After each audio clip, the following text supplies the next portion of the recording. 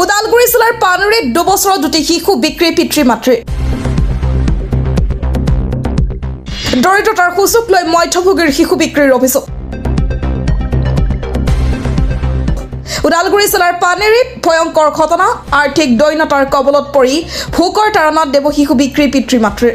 2 বছৰত দুটিকৈ দেৱশিশু বিক্ৰী কৰিলে খুদ পিতৃ মাতৃয়ে দুৰ্ভগীয়া পিতৃ মাতৃক ঘৰ বান্ধি দিয়াৰ প্ৰলোভন দি জন্মৰ দিনাই দেৱশিশু কিনি লৈ যোৱাৰ অভিযোগ তথ্যমতে যোৱা ৰবিবাৰে জন্ম দিয়া কন্যা সন্তান ঘৰ সাঁচি দিয়াৰ প্ৰলোভন দি লৈ যোৱা বুলি জানিব পৰা গৈছে ওদালগুৰি জিলাৰ পানেৰীত সংঘটিত হৈছে এনে ঘটনা টংলাৰ এটি পৰিয়ালে কন্যা দেৱশিশুটি কিনি লৈ যোৱাৰ অভিযোগ আনহাতে 1 বছৰ পূৰ্বে দৰিদ্ৰতাৰ সুযোগ লৈ একেটা পৰিয়ালৰ পৰা এটা দালাল চক্ৰই 10,000 টকাত আন এটা শিশু ওদালগুৰি জিলাৰ মাছমাতত বিক্ৰী কৰি দিয়াৰ কথা সদৰি কৰিছে খুদ পিতৃ মাতৃয়ে নিজেই জন্ম দি নিজেই বিক্ৰী কৰিলে দুটাকৈ কন্যা সন্তান খুদ পিতৃ মাতৃয়ে আৰ্থিক দৈন্যতাৰ ফলত এনে মৰ্মান্তিক ঘটনা সংঘটিত হোৱাৰ সন্দেহ জানিব পৰা মতে বৰ্তমান এই হাল পিতৃ আৰু মাতৃৰ মুঠ 6টা সন্তান যোৱা বছৰ আৰু এই বছৰ দুটি সন্তান বিক্ৰী কৰাৰ পিছত বৰ্তমানৰ লগত 3জন পুত্ৰৰ এগৰাকী কন্যা সন্তান আছে উক্ত দুৰ্ভাগ্যজনক ঘটনাটো সম্পৰ্কত একাংশ স্থানীয় ৰাইজৰ মাজত আলোচনা চলি আছে যদিও আৰক্ষী বা জিলা প্ৰশাসনক অৱগত কৰাবলৈ সাহস নোহোৱাটো চিন্তনীয় বিষয় হৈছে এনেধৰণৰ মৰ্মান্তিক ঘটনা সংঘটিত হোৱাৰ পিছত জিলা প্ৰশাসনে কি পদক্ষেপ গ্ৰহণ কৰে সেয়া হ'ব লক্ষণীয় বিষয় কি লিখে ৰীমা মুৰাৰী আৰু আপোনাৰ নাম কি পাউলছ মুৰাৰী আচ্ছা আপোনালোকৰ এই গাঁওখনৰ নাম কি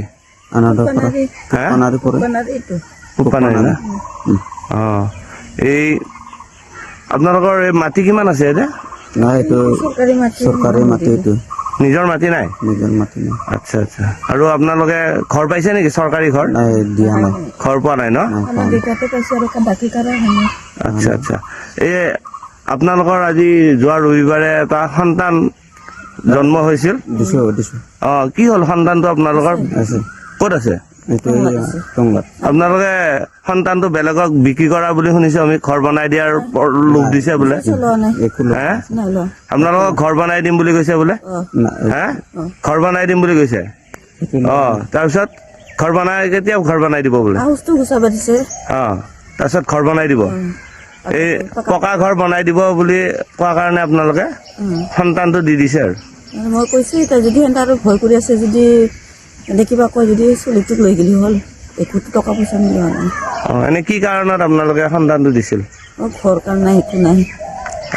সেইকাৰণে দিছিল কাক দিছিল আপোনালোকে এয়া লাটাঙক কৈ কিনে দিয়া গৈছে কাক কৈ লাটাং কোন লাটাং এই বিচি কিটুৰি বিচি কিটুৰি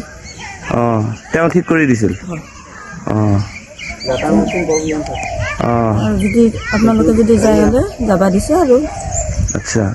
আৰু আপোনালোকে যোৱা বছৰো এজনী সন্তান বিক্ৰী কৰা বুলি শুনিছো 10,000 টকা 10,000 দি কিনে আৰু নিদিলে খবৰে নাই এতিয়ালৈকে কিমান টকা দিম বুলি কৈছিল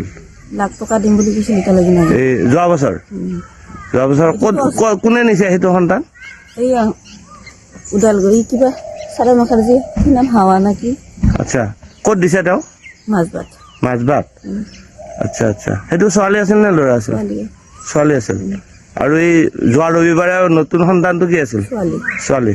দুজনী ছোৱালী 1 বছৰৰ ভিতৰতে দি দিলে আপোনালোকে মই ৰাখবা খুজিছিলো সিহঁতে কৈছে কি দি আজিয়ে দি মই কৈছো আহুচ খেদাই কিনে ধুনীয়াকে দি পঠাম কেইটা আপোনালোকৰ ল'ৰা ছোৱালী কেইটা মুঠতে 3টা আপা 3টা আপি এটা